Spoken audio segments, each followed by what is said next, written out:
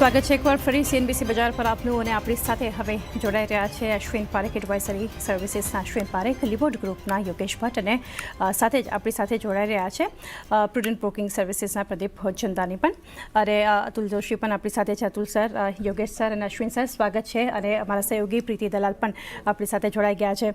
તો ખાસ જ્યારે હવે ગણતરીની મિનિટો તરફ છીએ બજેટની એક જાહેરાતને, અશ્વિન સર ચર્ચા કરી આપની સાથે એક શરૂઆત કરીએ, કારણ કે જે એક અપેક્ષા બનતી દેખાડી રહી છે આ બજેટ માટેથી, બજેટ 2024 મોદી 3.0નું પહેલું બજેટ, અપેક્ષાઓ આમ તો આ વર્ષનું આપણે બીજું બજેટ ઇન્ટ્રીમ બજેટ બાદ જે છે, ખાસ કરીને કઈ રીતે એક અપેક્ષા ખાસ કરીને તમે અહીંયાથી રાખી રહ્યા છો બજેટ પાસેથી કે જે આ જાહેરાત થશે તો ખાસ કરીને અર્થતંત્ર માટે, માર્કેટ માટે એક મહત્વનું રહેશે?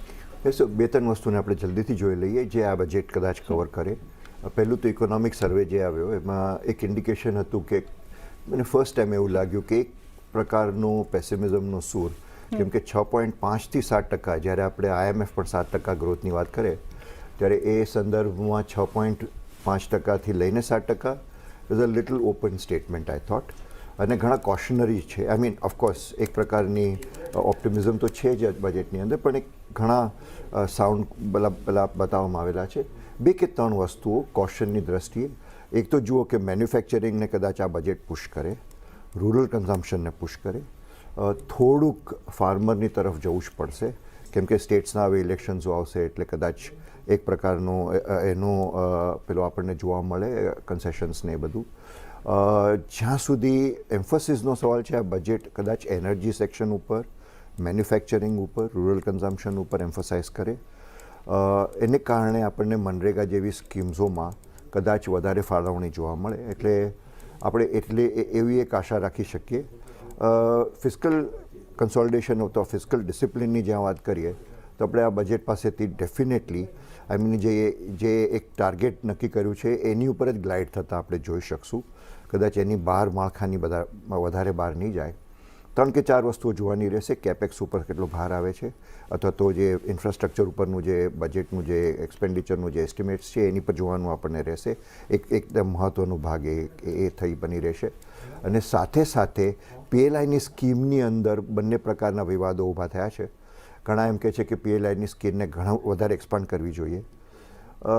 સામાન્ય રીતે મારું માનવું છે કે PLIને વધારે એક્સપાન્ડ કરો તો એની એમ્ફોસિસ છે એ જ મહત્ત્વની ચાલી જાય. એટલે સેમિકન્ડક્ટર છે, AI છે, બધા જે નવા એરિયાઝ છે એમાં કદાચ PLIને એક્સટેન્ડ કરો, પણ એ સિવાય બહુ વધારે પડતું PLIને એક્સટેન્ડ ના કરવું, એવું આપણે એવી ઈચ્છા રાખીએ. પણ આ બજેટ મેન્યુફેક્ચરિંગને અને રૂરલ કન્ઝમ્પશનને તો પુશ આપશે જ આપશે.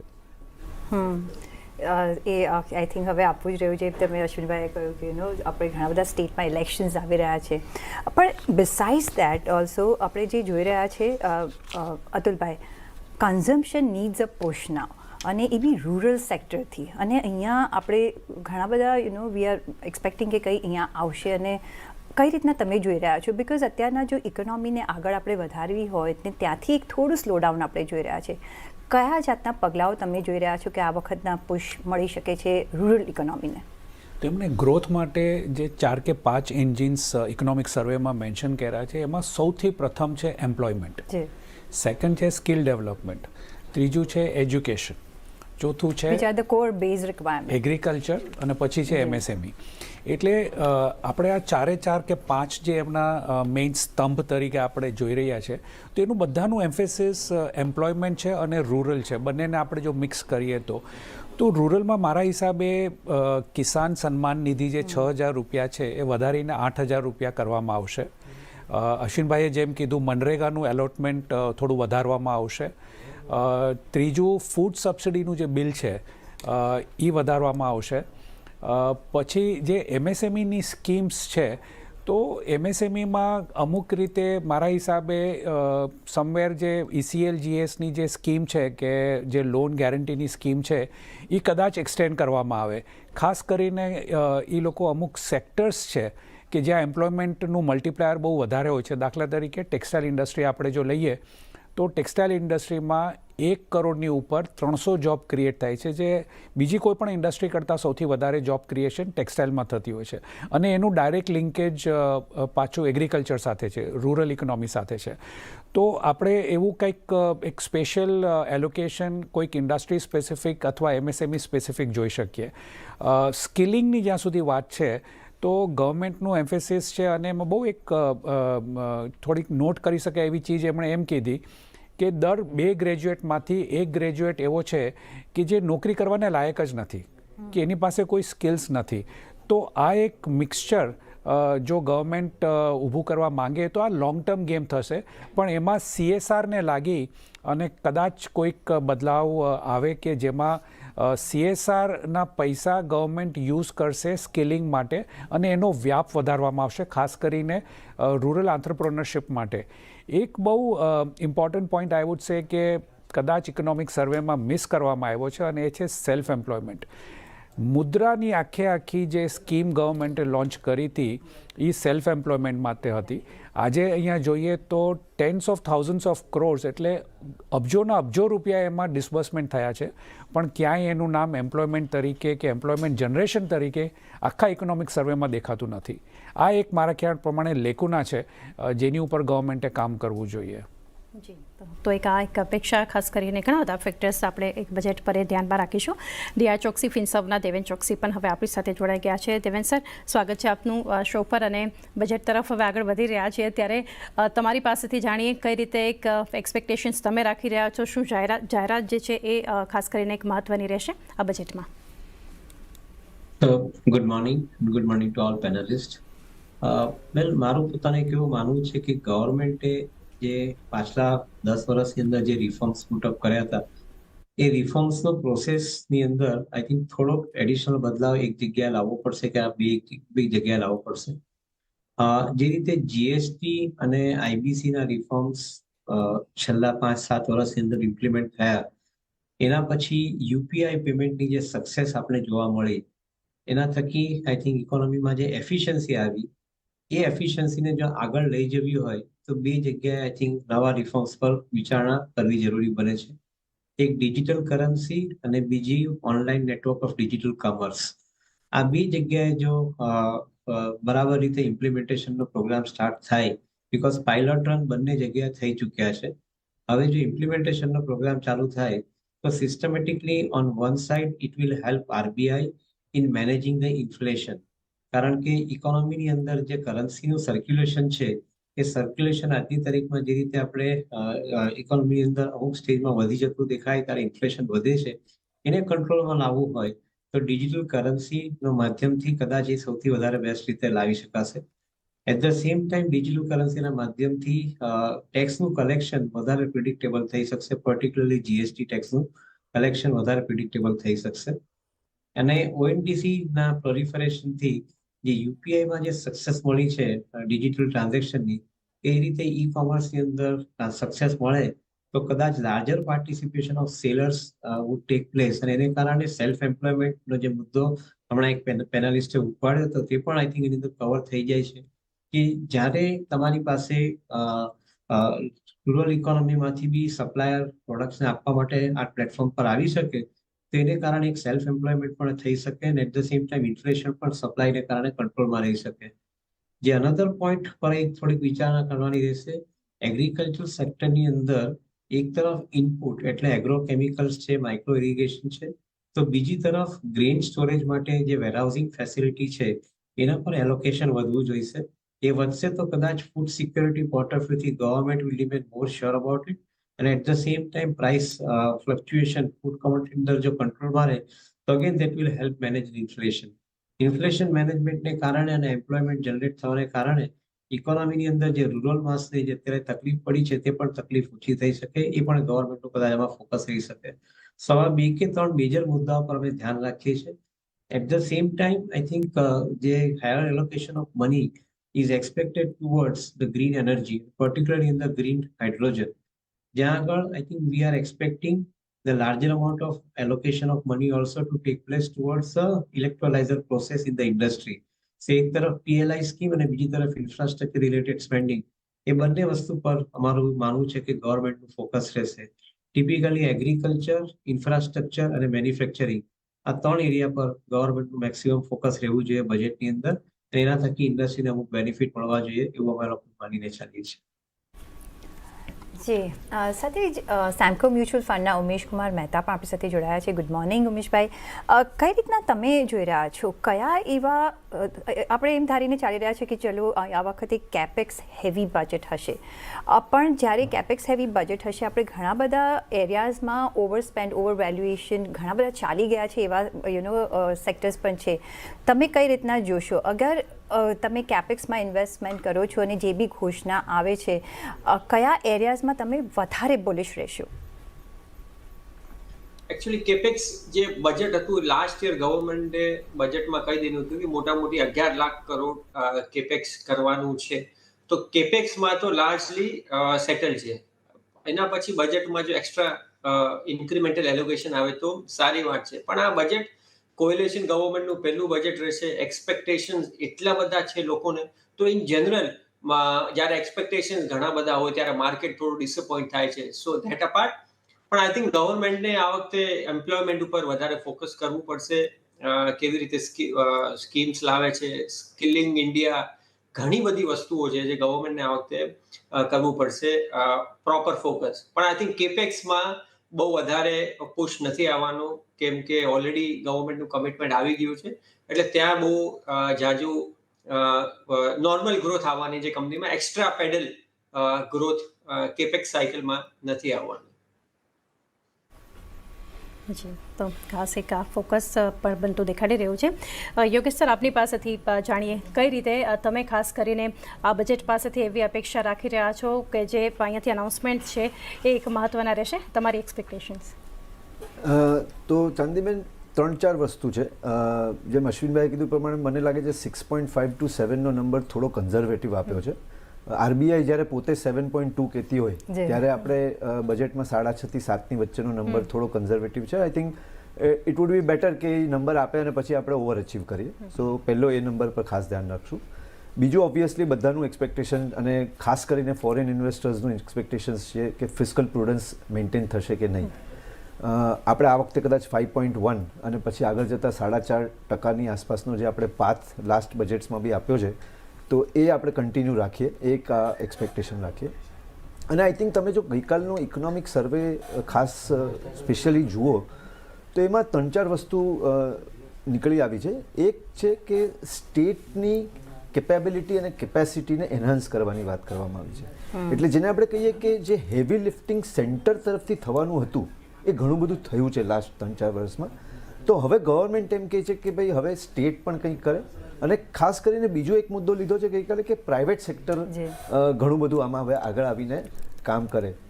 એટલે એમાં પછી ઓફકોર્સ મેન્યુફેક્ચરિંગ હોય કે ઇન્ફ્રાસ્ટ્રક્ચર હોય એ બધા સેક્ટર હંમેશા ઇમ્પોર્ટન્ટ રહ્યા છે. ગ્રીન એનર્જીની વાત કરી તો ગ્રીન એનર્જીમાં તમે નંબર્સ જુઓ તો એક આંકડો રિયલી સરપ્રાઇઝિંગ છે. જો આપણે 2070 સુધી ઇન્ડિયાનો જે ટાર્ગેટ છે નેટ ઝીરો આપણે કરવાનું છે તો એનો નંબર આપ્યો છે કે that will require $1.4 trillion investment, એટલે which is coming to $28 billion per year. Now just imagine if this kind of investment is happening, likely to happen, so it will have a long lasting impact in the entire economy. ચોથું અને સૌથી જે મહત્વનો મુદ્દો છે manufacturing.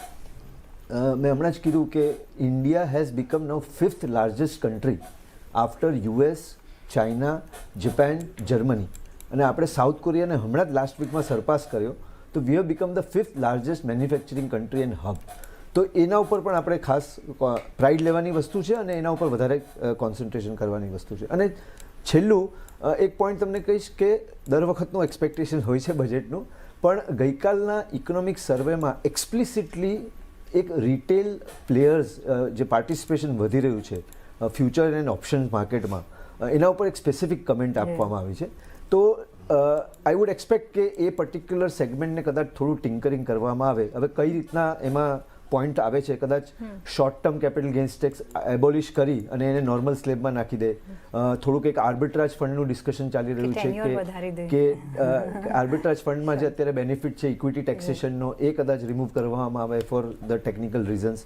એટલે આ બધા કેપિટલ ગેઇન્સ ટેક્સને લગતા જે મુદ્દા છે એને પણ થોડું ઘણું ટચ કરવામાં આવે એવી આપણને આશા છે. આઈ થિંક એના પર મોર લાઇટ આપણને મુકેશભાઈ આપશે. ટેક્સ એક્સપર્ટ મુકેશ પટેલ પણ આપણી સાથે જોડાઈ ગયા છે. અને અહીંયા મુકેશભાઈ ઘણી આશાઓ રાખીને આ વખતે આપણે ચાલી રહ્યા છે. પછી એ તમારા ને મારા જેવા હોય અથવા તો કોર્પોરેટ્સ હોય અથવા તો શેર માર્કેટ ઇન્વેસ્ટર્સ હોય, કઈ રીતના તમે જોઈ રહ્યા છો? કારણ કે જે ઇકોનોમિક સર્વે આવ્યો એમાં પણ જે retail investor point of view જે ચિંતા વ્યક્ત કરવામાં આવી છે, ઓવર ફાઇનાન્શિયલાઇઝેશનની જે એક મુદ્દો આવ્યો છે, અને જે શોર્ટ ટર્મ કેપિટલ એફએનઓ તરફ જે એક કદાચ અહીંયા આપણે કદાચ ટ્વીક જોઈ શકીએ છીએ.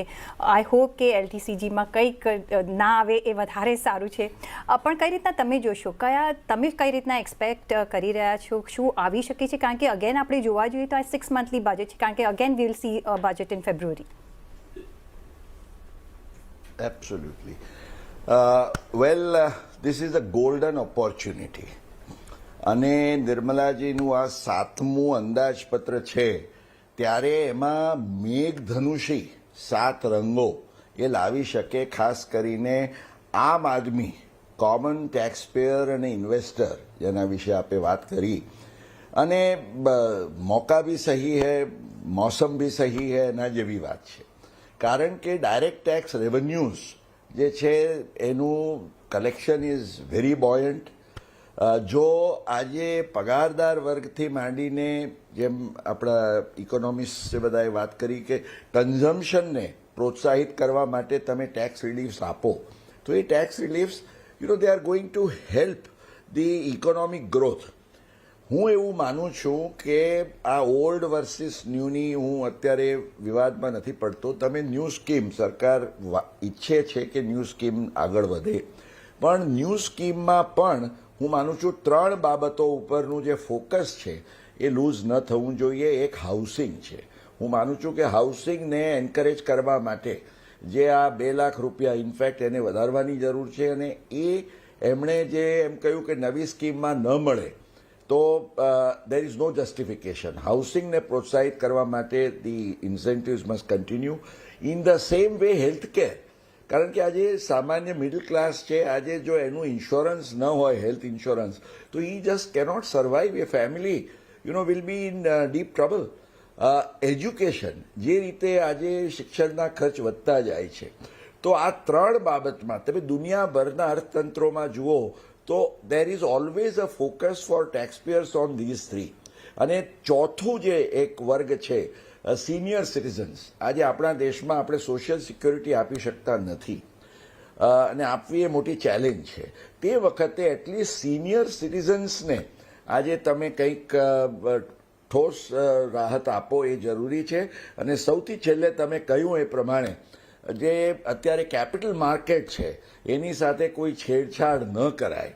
જે કંઈ રેશનલાઇઝેશન જરૂરી છે ચોક્કસ થાય, પણ let the buoyancy in the economy continue and let this budget not make any setback or backtrack. તો ખાસ કરીને એક આ પણ એક ઘણો મહત્વનો મુદ્દો અહીંયાથી કેપિટલ ગેઇન ટેક્સ પર, અને શું એક જાહેરાત આગળ કરવામાં આવે છે, કઈ રીતના રિલીફ મળે છે, એના પર પણ એક ખાસ ફોકસ રાખીશું. આ સિવાય જે છે અતુલ સર, એક જાણીએ વધુ એક ફોકસ જે બનતું દેખાડી રહ્યું છે રિન્યુએબલ સેગમેન્ટ, ત્યાં જે હવે સરકાર તરફથી એક ફોકસ આપણને આવતું દેખાડી રહ્યું છે. આપણે ઇન્ટ્રીમ બજેટમાં પણ જોયું હતું કે FM દ્વારા એના પર પણ એક જાહેરાત કરવામાં આવી હતી. પાવર, એનર્જી, રિન્યુએબલ એનર્જી એ તરફ જે હવે એક ફોકસ બનતું આપણને દેખાડી રહ્યું છે. સોલાર પર હવે એક ફોકસ છે, એને લઈને પણ એક જાહેરાતને લઈને એક્સપેક્ટેશન્સ બનતી દેખાડી રહી છે. તો આ કઈ રીતે તમે જોઈ રહ્યા છો, આજે હવે પગલાં સરકારના દેખાડી રહ્યા છે? નહીં, એમાં તો ડેફિનેટલી એક મોદી સાહેબનું પોતાનું પર્સનલ મિશન પણ છે. એમણે પેરિસ 2030માં અમુક ટાર્ગેટ્સ પોતાની મેળે જ લઈ લીધા છે. એટલે દેશમાં તો એ આવવાનું જ છે. દેશ માટે પણ સારું છે, લોકો માટે પણ સારું છે, એન્વાયરમેન્ટ માટે સારું છે, બધા જ માટે સારું છે. એટલે રિન્યુએબલ એનર્જી એક એવી ચીજ છે કે જેનું ફોકસ ફાર્મર્સથી કરી અને ઇન્ડસ્ટ્રીયાલિસ્ટ સુધી બધાને જ એનું બેનિફિટ મળશે. એમાં ખાસ કરીને એક ઇમ્પોર્ટન્ટ ચીજ જે ઇકોનોમિક સર્વેમાં આવી, એ હતી કે જ્યારે આપણે રિન્યુએબલ એનર્જી વાત કરી છે ત્યારે ટિપિકલી આપણે 3 સેક્ટરની વાત કરતા હોઈએ છીએ, સોલાર, હાઇડ્રો અને વિન્ડ. પણ હવે આ વખતે ઇકોનોમિક સર્વેમાં કોલ બેઝડ જે ગ્રીન એનર્જી છે એની ઉપર પણ વાત થઈ રહી છે. એમાં એક બહુ સરસ પેરા હતો કે કોલ ગેસિફિકેશનની વાત થઈ રહી છે. સેકન્ડ ચીજ છે કોલ બેડમાં જે મિથેન છે એને કેવી રીતે યુઝ કરવો અને કોલસાને કેવી રીતે બહુ જલ્દીથી જલ્દી એનર્જીમાં આપણે કન્વર્ટ કરીએ. એનું કારણ શું? એનું કારણ બેઝિકલી એ છે કે એક તો કેપિટલ કોસ્ટ ઓછી હોય, બીજું જે ટાઈમ ટુ મની જેને આપણે કહીએ કે આજે પ્લાન્ટ નાખો અને એનર્જી અવેલેબલ થાય એમાં બહુ ઓછો સમયગાળો હોય છે. 3 થી 4 વર્ષમાં તમે કોલ પ્લાન્ટ બહુ મોટા પાયે ચાલુ કરી શકો છો. ચોથી ચીજ આપણે વિન્ડ લઈએ અથવા સોલાર લઈએ તો એમાં જે લેન્ડ રિક્વાયરમેન્ટ છે એ બહુ વધારે હોય છે. દાખલા તરીકે 1 મેગાવોટ તમે વિન્ડ સોલાર નાખવા માંગો તો લગભગ 4 થી 5 એકરની જમીન જોઈએ. તો આવી રીતે ઘણા બધા રેસ્ટ્રિક્શન્સ છે જે નવી જે 3 જે મેં કીધી સોલાર, વિન્ડ અને હાઇડ્રો માટે, તો એના બદલે કોલને ગવર્મેન્ટ યુઝ કરવા માંગશે. અને એનું બીજું એક સ્ટ્રેટેજિક રીઝન એ પણ છે કે આપણી પાસે કોલની ઘણી બધી રિઝર્વ્સ છે. અત્યારે આપણે માની લો કે સોલારને પુશ કરીએ તો સોલારમાં આપણે સોલાર પીવી પેનલ્સ આપણે બાય એન્ડ લાર્જ ઇમ્પોર્ટ કરતા હોય છે. આપણી ઇમ્પોર્ટ ડિપેન્ડન્સી ઓઇલને બદલે સોલાર પર જતી રહે છે. તો નેટ ગવર્મેન્ટને કાંઈ ફાયદો નથી થતો. તો મારા હિસાબે બહુ જ મોટા પાયે પુશ આપવામાં આવશે રિન્યુએબલ એનર્જીને. એક ફોકસ એરિયા આ બજેટમાં રહેવાનું જ છે અને આઈ એક્સપેક્ટ કે એમાં સારી એવી અનાઉન્સમેન્ટ્સ ગવર્મેન્ટ કરવાની છે. અશ્વિનભાઈ, તમે કહ્યું ને PLI સ્કીમ તમે મેન્શન કરી, ઇઝ ઓફ ડુઈંગ બિઝનેસ અત્યારના અહીંયા ઘણું જરૂરિયાત છે અહીંયા બજેટમાં પણ એ એડ્રેસ કરવા માટે. બિકોઝ જો તમે ઇઝ ઓફ ડુઈંગ બિઝનેસ હશે, પછી ease of paying taxes, ease of doing business, ease of setting up plant અને ડોમેસ્ટિકલી અને જે ફોરેન ઇન્વેસ્ટર્સ આવે છે, કઈ રીતના અહીંયા આપણે તમે ચેન્જીસ જોવા માંગશો? ના, જરૂર. એકચ્યુઅલી તમે એક બહુ મહત્ત્વનો મુદ્દો ઉપાડેલો છે પ્રીતિબેન. તમે જોશો કે 10 વર્ષના આટલા જે આપણા બજેટો જોયા તો એમાં તમને એક વસ્તુ તમને બિલકુલ દેખાશે કે જે ઇન્ટેન્શન છે એ બિલકુલ પ્રગતિ તરફનો, ડેવલપમેન્ટ અને ગ્રોથ તરફનો છે. પ્રશ્ન એને એક્ઝિક્યુશનનો છે. તમે બધી જ વસ્તુઓમાં PLI સ્કીમથી લઈને તમે જુઓ જે ફાળવણી અમાઉન્ટની કરવામાં આવી છે અને જે એકચ્યુઅલ અમાઉન્ટ ડિસ્પર્સ થયો છે, તમે એમાં ગેપ્સ જોશો. તમે બધી સ્કીમોમાં આમાં ગેપ્સ જોશો. એટલે પ્રશ્ન એ છે, તમે જો યાદ કરો તો ઇલેક્શનની થોડો વખત પહેલાં એક વ્હાઇટ પેપર સરકાર દ્વારા રજૂ કરવામાં આવેલું. એ વ્હાઇટ પેપરની અંદર બજેટની સામે કેટલી પ્રગતિ કરી છે એનું કમ્પેરિઝન કરવામાં આવેલું. એમાં થોડું પોલિટિકલ ઓરિએન્ટેશન હતું, પણ એ પેપર મહત્ત્વનું છે મારી દ્રષ્ટિએ. જેમ ઇકોનોમિક સર્વે આપણે પબ્લિશ કરીએ છીએ એમાં આપણે એક થોડા દિવસો પહેલાં એક white paper, independent white paper publish કરીએ કે જ્યાં જેમ તમે કહ્યું એ પ્રમાણે PLIની સ્કીમ્સો હોય, PLIની સ્કીમ્સોમાં પણ ઇન્ટેન્શન તમે જોશો તો બિલકુલ ક્લિયર છે. જે મહત્ત્વની જે ઇન્ડસ્ટ્રી છે જેને ફોકસ આપવું જોઈએ એની પર ફોકસ અપાય જ છે. નું એક્ઝિક્યુશન કેટલે અંશે થાય છે એ જોવાનું રહે. પછી તમને પ્રોસિજરલ સ્નેક્સ આવે. તમે જેમ NRIના ફંડ્સનું કીધું કે તમે જેમ ફોરેનના ફંડ્સો અહીંયા આવતા હોય, પછીની જે મુસીબતો છે એક્ઝિક્યુશનના લેવલ ઉપર, એને જો તમે ધ્યાનમાં આપો તો થોડી સરળતા રહે.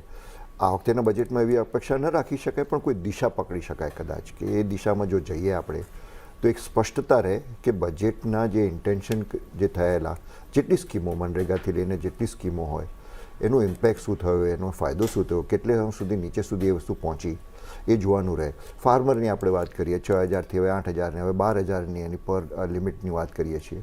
કેટલે અંશે છેલ્લે નીડી ફાર્મર્સને પૈસા પહોંચે છે એ એક ઇમ્પેક્ટ કરવો જો જરૂરી છે.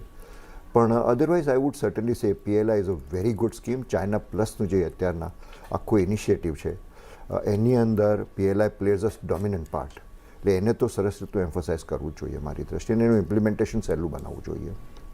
જી, તો એના પર એક જાહેરાત અને ઇમ્પ્લિમેન્ટેશન એક સરળ બને એ પણ આગળ એક અપેક્ષા બનતી દેખાડી રહી છે. યોગેશ સર, વધુ એક સેક્ટર જે એક ફોકસ બનાવશે અને એક જો જાહેરાત અહીંયાથી શક્યતા છે ટુરિઝમ અને હોસ્પિટાલિટી. આના પર પણ આપણે એક જાહેરાત જે છે ઇન્ટરિમ બજેટમાં પણ ખાસ કરીને જોઈ હતી અને આપણે અત્યારે પણ જોઈએ તો બજેટ પહેલાંથી જે આપણે માર્કેટ સ્પેસિફિક તો એક રિએક્શન જોઈ રહ્યા છીએ કંપનીઓના, પરંતુ જ્યારે આ સેક્ટરની ઓવરઓલ આ સ્પેસની વાત આવે છે તો એના માટેની જાહેરાત જે છે કઈ રીતે તમે એક્સપેક્ટ કરી રહ્યા છો કે જે હોટેલ, ટુરિઝમ અને ખાસ કરીને હોસ્પિટાલિટીને કવર કરે? તો ચાંદીબેન, આ એક આખું સેગમેન્ટ ડેફિનેટલી ઇન્ડિયા માટે હંમેશા એટ્રેક્ટિવ રહ્યું છે. ઇનફેક્ટ પ્રાઇમ મિનિસ્ટર મોદી તરફથી જ એક અનાઉન્સમેન્ટ થોડા વખત પહેલાં કરવામાં આવી હતી કે જે તમે ડેસ્ટિનેશન વેડિંગ બહારની કન્ટ્રીમાં કરો છો એ બધું ઇન્ડિયામાં જ કરો. અને ઇનફેક્ટ હિમાચલ બી ખરું yes two three marriages happened definitely in India. એટલે એ એક ગવર્મેન્ટનું તો ફોકસ છે, રાઈટ? નહીં તો mister Modi will not speak about that is one. પણ apart from that I think that sector is always very attractive. એમાં સૌથી ઇમ્પોર્ટન્ટ વસ્તુ એ છે કે એમાં તમને કેપેક્સ સૌથી ઓછો લાગે છે. આજે આપણે કોઈ પણ સેગમેન્ટને તમે એરિયા નક્કી કરો, સિલેક્ટ કરો ડેસ્ટિનેશન, અને પછી એને આજુબાજુ ડેવલપ કરો, રાઈટ? આજે ઘણા બધા ટેમ્પલ્સને આપણે જોયું, અયોધ્યા તો ઓબ્વિયસલી ઇઝ એન એક્ઝામ્પલ, પણ બીજા બધા પણ ઘણા ટેમ્પલ્સની આસપાસ એક ઇકોસિસ્ટમ બનાવવામાં માંગવા આવે છે. તો ઓબ્વિયસલી આ એક સેગમેન્ટમાં બે બેનિફિટ છે, એક કેપેક્સ ઓછું છે અને એક એમ્પ્લોયમેન્ટ જનરેશન છે. એટલે કદાચ જો ગવર્મેન્ટ કદાચ સ્પેસિફિક આ પર્ટિક્યુલર વસ્તુને બૂસ્ટ આપે તો it will have a definitely a long lasting impact as far as the economy is concern. સાથે પ્રુડન્ટ બ્રોકિંગ સર્વિસીસના પ્રદીપ હોચંદાની પણ ક્યારના આપણે રાહ જોઈ રહ્યા છે. સોરી પ્રદીપ, તમારે વેઇટ કરવું પડ્યું, પણ કઈ રીતના તમે જોઈ રહ્યા છો એફએનઓ પાર્ટ પર જો આપણે ચર્ચા કરીએ, અને અહીંયા કોઈ કંઈ આપણે ટેક્સ ટ્વીક જોઈએ છે અને જે કન્સર્ન આપણે ઇકોનોમિક સર્વેમાં ગઈકાલે આવતા જોયો છે, કઈ રીતના માર્કેટને અફેક્ટ કરી શકે છે, તમે કઈ રીતના જોઈ રહ્યા છો? Good morning everyone. તો પહેલા એક ઓવરઓલ સેટઅપ સમજવું જરૂરી છે. નિફ્ટીમાં જે ઇલેક્શન રિઝલ્ટના દિવસનો લો છે એના કરતાં આપણે 17% ઓલરેડી વધી ચૂક્યા છે, અને આ વધારો લગભગ 1.5 મહિનાના શોર્ટ ટાઈમમાં આવ્યો છે. અને શોર્ટ ટર્મ ટાઈમ ફ્રેમ પર માર્કેટ ક્લિયરલી ઓવરબોટ છે. અને ના કેવલ શોર્ટ ટર્મ, હું અગર જો મંથલી ચાર્ટ્સ પર જોઉં છું તો પણ ઓક્ટોબર 2021માં જ્યાંથી એક સારું એવું કરેક્શન કોન્સોલિડેશન જોયું હતું, એ વખતે જે RSIના રીડિંગ હતા ટેકનિકલ ઇન્ડિકેટરના, એ રીડિંગ પર આપણે ઊભા છીએ. તો ક્લિયરલી આ લેવલ પર ફ્રેશ મની ડિપ્લોય કરવામાં ક્લિયરલી કોશન રાખવું જોઈએ. જે સેક્ટર્સમાં એક ખૂબ મોટો રનઅપ આવી ગયું છે ત્યાં અમે અમારા ક્લાયન્ટ્સને કોશન રાખવાની એડવાઇસ આપી રહ્યા છીએ. ફ્રેશ મની અહીંયા ડિપ્લોય ના કરીને જે ડિફેન્સિવ સેક્ટર છે, જેમાં ખાસ કરીને IT અને FMCG અમને ગમે છે, આ બે સેક્ટરમાં ફ્રેશ એલોકેશન કરવાની સલાહ આપી રહ્યા છીએ. જ્યાં સુધી F&O રિલેટેડ કન્સર્ન છે એમાં વેરિયસ રેગ્યુલેટરી એજન્સીસ, પછી તે RBI હોય કે SEBI હોય, બધાએ કન્સર્ન રેઝ કર્યા છે. અને એના હિસાબે એક સારી એવી પ્રોબેબિલિટી છે કે આજેના બજેટમાં F&O રિલેટેડ કંઈક ટેક્સેશનના પ્રોવિઝન આવે તો ક્લિયરલી માર્કેટમાં એક નીજર રિએક્શન એના લીધે આવી શકે. પણ ક્લિયરલી એનું રીઝન છે માર્કેટ ક્લિયરલી ઓવરબોટ છે એ રહેશે. અને મારા હિસાબે લેવલ્સની અગર જો વાત કરું તો ગઈકાલે એક શરૂઆતના કારોબારમાં આપણે 24,362ના લો બનતા જોયા હતા. એ મારા હિસાબે આજના સેશનમાં એક ઇમ્પોર્ટન્ટ સપોર્ટ તરીકે આપણે વોચઆઉટ કરીશું. એ અગર જો બ્રેક થાય છે તો કરેક્શન થકી જે ઇન્ડેક્સ છે એ 23,900ના નેક્સ્ટ સપોર્ટ તરફ જઈ શકે, જ્યાં 34 DMA નો નેક્સ્ટ સપોર્ટ પ્લેસ છે. જી, તો એક વ્યૂ ઓવરઓલ લેવલ સાથે માર્કેટ પર અને ઇન્ડેક્સ પર બનતો દેખાડી રહ્યો છે.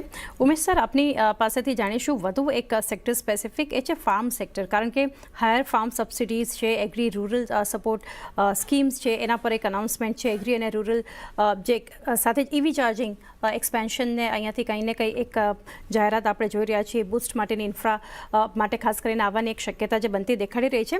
ફાર્મ સેક્ટર જે અહીંયાથી એક અસર કરી શકે છે, જે કંપનીઓને EV, એગ્રી, રૂરલ સપોર્ટ માટે, એના પર તમે કઈ રીતે અહીંયાથી એક્સપેક્ટ કરી રહ્યા છો અનાઉન્સમેન્ટ્સ? એટલે ફાર્મ સેક્ટરમાં બેસિકલી ઇનડાયરેક્ટ બેનિફિટ ગવર્મેન્ટ આપી શકે છે. રૂરલ કેપેક્સ વધારીને મનરેગામાં થોડું એલોકેશન કદાચ વધારે કરે તો બેસિકલી હાઉસ હોલ્ડ ઇન્કમ રૂરલની વધારવાનું આ ટાર્ગેટ ગવર્મેન્ટ કરશે, બજેટમાં પૂરું કરશે. પણ ફાર્મ સેક્ટરને કેવી રીતે ઇન્સેન્ટિવાઇઝ કરે છે એ probably I think out of box ways technology use કરીને કિસાનોને પ્રોત્સાહન આપે કે તમે તમારા રિજનમાં આ ફસલ કરી શકો છો. એ ટાઈપનું ગવર્મેન્ટનું સેન્ટ્રલ નોડલ એજન્સી, જેમ કે કોર્પોરેટ માટે નોડલ એજન્સી છે, એમ જો નોડલ એજન્સી જો સેટઅપ થાય તો એક બહુ મોટું એક ગવર્મેન્ટનું આ રિફોર્મ હશે, જેના કારણ ઇન્ડિયા લેવલ ઉપર ખેડૂતોને એક સપોર્ટ મળે કે જો એ લોકોને મેક્સિમાઇઝેશન ઓફ ક્રોપ કેવી રીતે એ પોતાના એરિયામાં કરી શકે છે. પણ આઈ થિંક ઓવરઓલ એ કરે કે એ ગવર્મેન્ટ ઉપર છે, પણ રૂરલ સેક્ટર, ફાર્મ સેક્ટર ઉપર government some or the other પ્રોત્સાહન આપશે એવી ધારણા તો છે જ. યોગેશભાઈ, ગઈકાલે એક બીજો એક મુદ્દો આપણે જોયો ઇકોનોમિક સર્વેમાં, અને જે આપણે પહેલાં અત્યારના ચર્ચા કરી કે જોબ ક્રિએશન જરૂરી છે, સ્કિલ ડેવલપમેન્ટ કરવું જરૂરી છે, એડ્યુકેશન ઓફકોર્સ જરૂરી છે, હેલ્થ વેરી ઇમ્પોર્ટન્ટ, એઆઈ. હવે એ કન્સર્ન પણ ઊભો કર્યો છે કે it may disrupt the employment scenario, but it is needed also, because જ્યારે વર્લ્ડ પ્રગતિ કરે તો આપણે કેમ પાછળ રહી જાય. કઈ રીતના આ મુદ્દો તમે એડ્રેસ થતા જોઈ શકો છો? તો પ્રીતિબેન, ગઈકાલના જે ઇકોનોમિક સર્વેમાં નંબર આપવામાં આવ્યો છે એ છે નોન ફાર્મ સેક્ટરમાં 78.5 લાખ જોબ્સની વાત કરી છે. તો ઓબ્વિયસલી વી નીડ જોબ્સ, અને સ્કિલ ડેવલપમેન્ટ પર એટલા માટે ખાસ ફોકસ રાખવાની જરૂર છે, કારણ કે થોડી ઘણી આપણી ઇકોનોમી જો એગ્રીકલ્ચરથી શિફ્ટ થાય અને મેન્યુફેક્ચરિંગ અને સર્વિસીસમાં આવે તો ઓબ્વિયસલી એમાં આપણે જોબને એબ્ઝોર્પ્શન્સ કરી શકીએ. પ્લસ જે આ બધા ડાયરેક્ટ લિંક્ડ સેક્ટર છે, ટેક્સટાઇલ્સ છે કે એ બધા, જેમાં એમ્પ્લોયમેન્ટ જનરેશનની કેપેસિટી વધારે છે, થઈ શકે અતુલભાઈ કીધું પ્રમાણે, તો એમાં આપણે કોન્સન્ટ્રેશન કરી શકીએ. અને એઆઈની તમે જે વાત કરો છો Pritiben, yes it can disrupt lot many jobs, પણ તમે એક વસ્તુ સમજો કે એ એઆઈની જે ઇકોસિસ્ટમ બનશે એમાં ઘણા સબ સેગમેન્ટ ઇમર્જ થશે જેમાં એમ્પ્લોયમેન્ટની જરૂર પડશે. પણ એમાં સૌથી મહત્વનો મુદ્દો છે સ્કિલ ડેવલપમેન્ટ. જો આપણે સ્કિલ ડેવલપમેન્ટ નહીં કરીએ તો we will be going back again in the Ira. તો આઈ થિંક કોન્સન્ટ્રેશન ગવર્મેન્ટનું પણ એ જ છે, અને of course it will have its own private સેક્ટરનું પણ ઘણી બધી રિસ્પોન્સિબિલિટીઝ છે કે આપણે સ્કિલ ડેવલપમેન્ટ કેવી રીતે કરીએ. તો આ આપણે એડ્રેસ કરી નાખીએ, કારણ કે we are a vast population country at the end of the day, right. આપણે જે ચાઇનાનો અનપ્રેસિડેન્ટેડ ગ્રોથ જોયો for 15 years, if we want to grow the same way, I think we will need a skill development.